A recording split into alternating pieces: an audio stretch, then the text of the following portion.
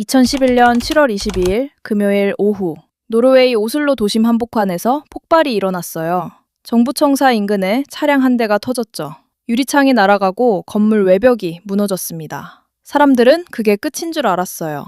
그런데 같은 날 오슬로에서 불과 40km 떨어진 작은 섬에서 더 큰 일이 시작되고 있었습니다. 그날 하루 77명이 숨졌어요. 단 한 명의 손에 의해서요. 범인은 곧 체포됐습니다. 도망치지 않았어요. 현장에서 스스로 경찰을 불렀죠. 이름은 안데르스 베링 브레이비크. 당시 32세, 노르웨이 사람이었습니다. 그런데 한 가지가 계속 걸렸어요. 폭탄 테러도 있었고 총기 난사도 있었습니다. 두 곳, 같은 날, 혼자서. 그리고 피해자 대부분은 성인이 아니었어요. 10대에서 20대 초반의 청소년과 청년들이었죠. 왜 하필 그들이었을까요? 이 질문이 이 사건의 핵심입니다. 범행 당일 오전, 그는 1500페이지짜리 선언문을 유럽 전역 수천 명에게 이메일로 발송했습니다. 제목은 2083 유럽 독립선언. 자신의 이름, 사진, 이념까지 전부 담긴 문서였어요. 범행 전날엔 트위터에 마지막 게시물도 올렸습니다. 철학자 존 스튜어트 밀의 문장을 인용해 자신을 혁명가로 포장했죠. 이 선언문, 혼자 쓰는 데만 수년이 걸렸다고 합니다. 참 부지런했죠? 나쁜 의미로요. 그리고 오후 3시 26분, 오슬로 정부청사 인근 도로에 세워둔 밴 한 대가 폭발했습니다. 직접 제조한 차량 폭탄이었어요. 폭발 반경 안에 건물 유리창이 모두 날아갔고 주변 건물 외벽이 함몰됐습니다. 8명이 숨지고 수십 명이 다쳤어요. 그런데 그는 폭발 직전 이미 현장을 빠져나간 상태였어요. 폭탄은 미끼였거든요. 경찰 전력을 오슬로 도심으로 끌어들이기 위한 1단계였습니다. 실제 목표는 따로 있었어요. 그럼 이 사람은 대체 뭐 하는 인간이었을까요? 브레이비크는 오슬로 서부의 중산층 가정에서 자랐어요. 주변 사람들의 기억은 대체로 비슷했습니다. 평범했다는 거예요. 조용했고 눈에 띄지 않았죠. 10대 시절엔 그래피티 그룹에도 있었고 청소년 노동당 조직에 잠깐 몸을 담기도 했어요.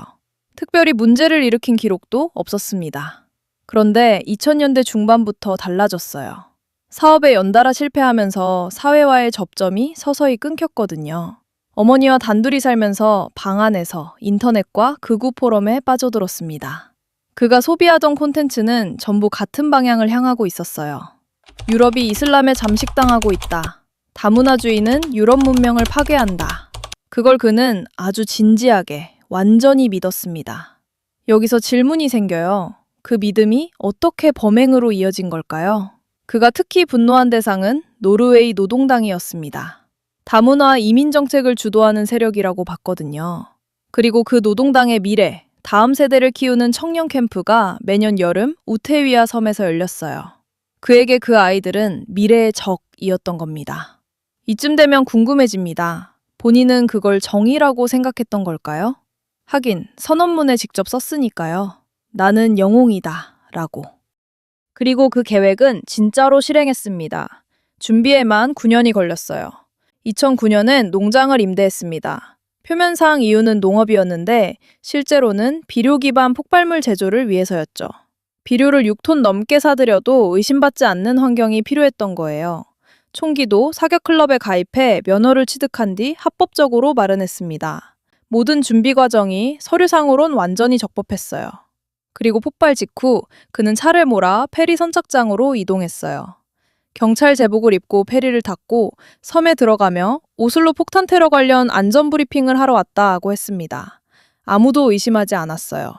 섬에 발을 들인 순간부터 그는 총을 꺼냈습니다. 참가자들은 처음엔 훈련인 줄 알았다고 해요. 소리가 났는데도 움직이지 않은 사람들이 있었습니다. 하지만 상황을 파악했을 땐 이미 늦었어요. 일부는 숲으로 도망쳤고 일부는 차가운 호수로 뛰어들었습니다. 헤엄쳐서 탈출하려 한 거예요.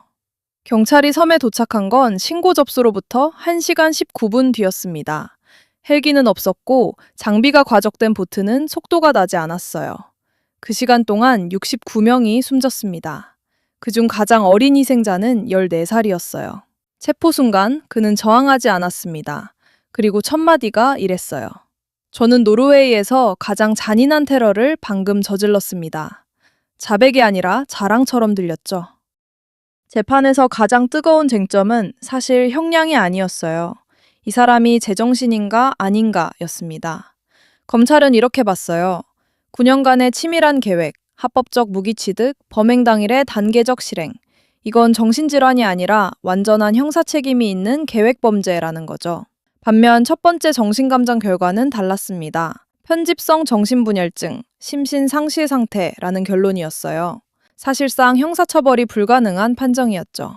노르웨이 사회가 뒤집어졌습니다. 그런데 브레이비크 본인은 그 결과에 오히려 강하게 반발했어요. 나는 미치지 않았다. 내 행동은 정치적 저항이었다고 했거든요. 형사처벌을 거부한 게 아니라 요구한 겁니다. 여기서부터 사람마다 결론이 달라집니다. 어쨌든 그 결론은 법원이 냈습니다. 그는 살인 77건, 테러 혐의로 기소됐습니다. 1차 정신감정의 이의가 제기되면서 2차 감정이 실시됐어요. 결론은 완전히 뒤집어졌습니다. 자기애성, 반사회성, 성격장애는 있으나 정신병적 상태는 아니다. 즉, 완전한 형사책임 능력이 있다는 거죠. 재판부도 같은 입장이었어요. 법원이 본 핵심은 하나였습니다. 그의 행동이 충동이 아니라 이념에 기반한 장기 계획이었다는 것. 2012년 8월 오슬로 지방법원은 브레이비크에게 21년형을 선고했습니다. 노르웨이법 기준 최고형이에요. 단, 여기엔 조건이 붙습니다. 노르웨이법에는 예방적 구금 제도가 있어요.